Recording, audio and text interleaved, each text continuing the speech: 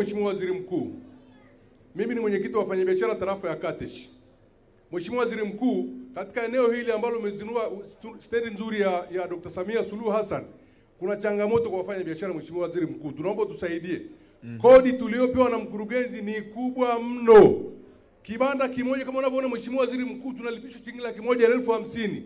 Mama ntilie wanaopika chapati hapa na mandazi shilingi 70,000. Mawakala wanao katia mabasi ushuru hapo shilingi 100,000 kwa kibanda kimoja.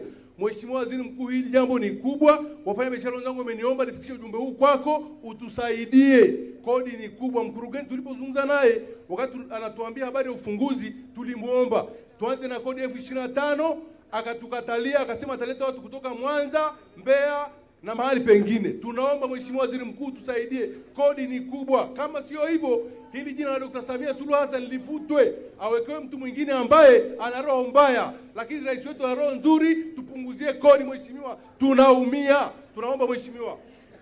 Haya, tumeipokea. Asante sana kwa upendo wako kwa Mheshimiwa Rais. Mheshimiwa Mkurugenzi na mwenyekiti wa halmashauri, chukueni hiyo hoja alafu tushauriane.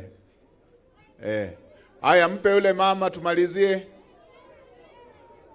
Mpe yule mama hapo tumalizie. Waziri Mkuu, mimi nina shida. 2012 mimi nilienda nyumbani kwetu nikachukua watoto wangu 8 nikawaacha 2. 2013 mimi nikarudi nyumbani kwangu. Wakasema mzee ameondoka, ametergeza watoto.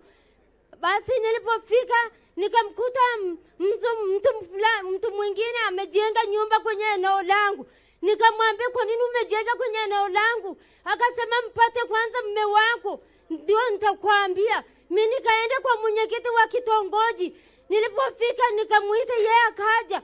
Akasema akasema sitaongea paka mzee wako afike mahali hapa. Eneo liko wapi hilo? Eneo liko Sinyanyi Simba. Hebu nawe sogea. Hebu njoo kwa huyu mwanasheria wetu hapa pembeni.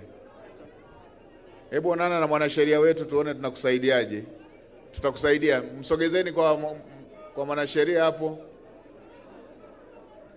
Haya, huyo mama wa mwisho niliyemruhusu yuko wapi? Huyo hapo, hebu mpe huyo. Mwenye bango huyo. Mwenye bango. Huyo mwenye bango.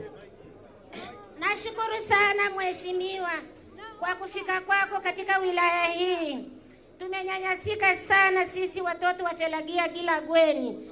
Tulipata mirazi mwaka 2022.